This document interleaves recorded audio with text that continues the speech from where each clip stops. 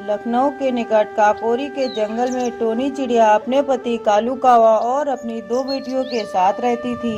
Tony और कालू कावा खेतों में काम करते थे। उससे मिले पैसों से अपना घर चलाते थे। एक दिन टोनी और कालू दोनों खेत जाते हैं और अपना काम करने लगते हैं। अचानक से मौसम खराब हो जाता है।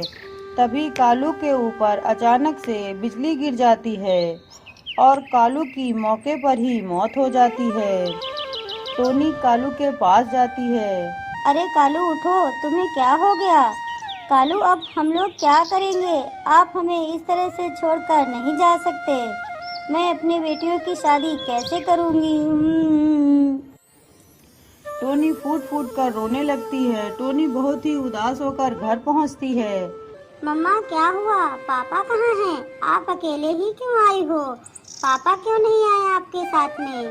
और आप इतना उदास क्यों हो? क्या हुआ मम्मा? कुछ तो बोलो।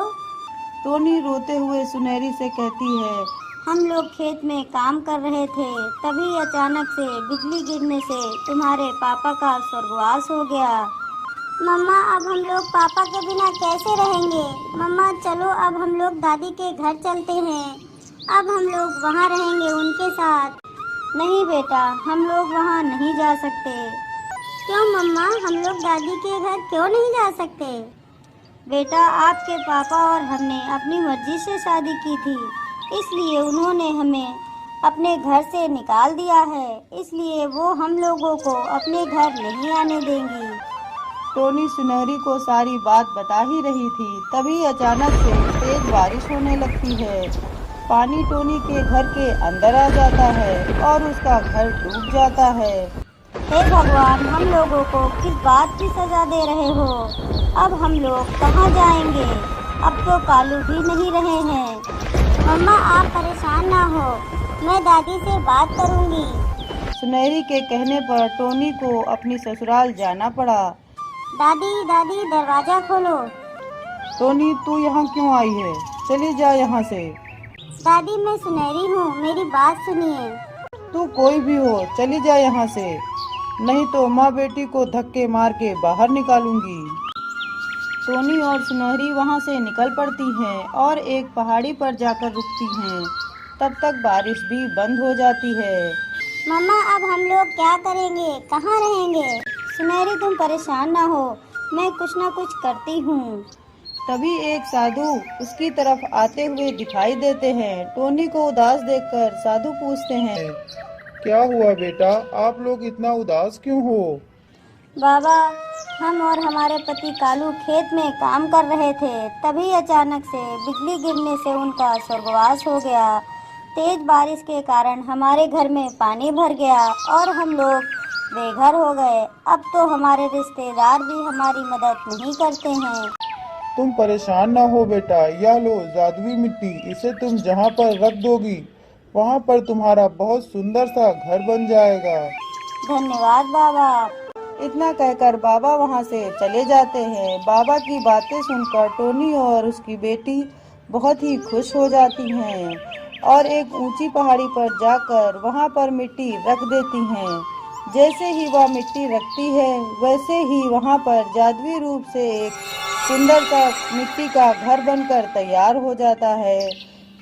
यह देखकर सुनहरी कहती है, अरे वाह मम्मा, ये घर तो बहुत सुंदर है। इस तरह दोनों माँ बेटी उस घर में खुशी खुशी रहने लगती हैं। हेलो दोस्तों, जरा रुको, हम आपके लिए लाए हैं एक और नई कहानी। टोनी चिड़िया अपने माँ बाप के साथ कश्मीर के एक गांव में रहती थी। टोनी के पिता जमींदार हरी सिंह के यहाँ मजदूरी का काम करते थे। मजदूरी से मिले पैसों से वह जैसे तैसे अपना घर चलाते थे। घर में यदि कोई अतिरिक्त खर्चा आ जाता था तो ऐसा लगता था कि कोई पहाड़ टूट गया हो। बारिश का मौसम शुरू हो चुका था। टोनी चिड़िया पास के एक गांव के स्कूल में पढ़ती थी। एक दिन जब वह स्कूल जा रही थी तो रास्ते में तेज बारिश होने लगती है, जिससे उसे स्कूल पहुंचने में देरी हो जाती है। क्लास में आते ही टीचर कहती है, रुक जाओ टोनी, तुमसे कितनी बार कहा है समय से स्कूल आया करो। अरे मैम, वो बारिश हो रही थी। बारिश हो रही थी तो छाता लेकर आना था। क्लास के सभी बच्चे हंसने लगते हैं। क्लास का एक बच्चा कहता है, मैम इसके पास छतरी होगी तभी तो लाएगी, ये हर साल यही कहती है, कंजूस कहीं की। टोनी तुम छतरी लेकर क्यों नहीं आती हो? मैम मेरे पास छतरी नहीं है। तो अपने पिताजी से कहो कि छतरी लेकर दे। यह देखो मेरे पापा ने मुझे छतरी ला कर दी है। देखो टोनी, मैं तुम्हें ऐसी भीगी हुई क्लास में बैठने नहीं दे सकती हूँ, पूरी क्लास गीली हो जाएगी। तुम घर जाओ या फिर वहीं दरवाजे के पास खड़ी होकर पढ़ाई करो। इस प्रकार टोनी वहीं दरवाजे के पास खड़ी होकर पढ़ाई करती है। दूसरे दिन टोनी चिड़िया अपने पिताजी कालू से कहती है, पिताजी, बारिश होने के कारण मुझे स्कूल जाने में रोज देर हो जाती है। टीचर रोज डांटती है, मुझे एक छतरी लाकर दो ना। बेटा थोड़ा रुक जाओ, मैं जल्द ही तुम्हें छतरी लाकर दूंगा। तुम हमेशा ही यही कहते हो, पिछली बार भी तुमने यही कहा था, लेकिन टोनी को एक छाता लेकर नहीं दिया। तुम तो जानती हो घर के हालात क्या हैं। 2 वक्त की रोटी का भी सही से इंतजाम नहीं कर पाता हूँ। टोनी बेटा मुझे माफ करना, मैं तुम्हारे लिए एक छतरी भी नहीं ले सका। पिताजी आप दुखी मत हो, मैं पेड़ों के नीचे से बचते बचाते स्कूल पहुंच जाऊंगी। बाय बाय पिताजी। इतना कहते हुए टोनी चिड़िया बारिश में ही पेड़ों के नीचे से बचते बचाते स्कूल के लिए निकल पड़ती है। लेकिन रास्ते में तेज बारिश होने लगती है, जिस कारण टोनी चिड़िया एक पेड़ के नीचे रुक जाती है। बारिश होते होते बहुत देर हो जाती है। टोनी चिड़िया को अब भूख लगने लगी थी। लगता है बारिश रुकने वाली नहीं है, आज मुझे फिर से स्कूल के लिए देर हो जाएगी। मुझे बहुत भूख लग रही है, चलो थोड़ा लंच कर लेते हैं। टोनी चिड़िया अपने बैग से लंच निकालकर खाने लगती है। टोनी की माँ ने लंच में रोटी और नमक पैक किया था। टोनी चिड़िया खाना खा ही रही थी, तब तक उसकी ओर एक साधु आते दिखता है और उसी पेड़ के नीचे आकर रुक जाता है और टोनी को खाते हुए बार बार देखता है। बाबा क्या आपको भूख लगी है? हाँ बेटा, बारिश के कारण आज भिक्षा लेने नहीं जा पाया, जिस कारण सुबह से कुछ भी खाने का इंतजाम नहीं हो पाया है। लो बाबा, लेकिन मेरे पास रोटी के साथ सब्जी नहीं है। कोई बात नहीं बेटा, जब भूख लगी हो तो सब कुछ अच्छा लगता है। लेकिन बेटा तुम यहाँ क्यों बैठे हो? तुम्हारा घर कहाँ है? बाबा मैं पास के गांव में रहती हूँ। मैं स्कूल के लिए निकली थी, लेकिन बारिश होने लगी, जिसके बचने के लिए इस पेड़ के नीचे रुक गई थी। क्या तुम्हारे पास छाता नहीं है?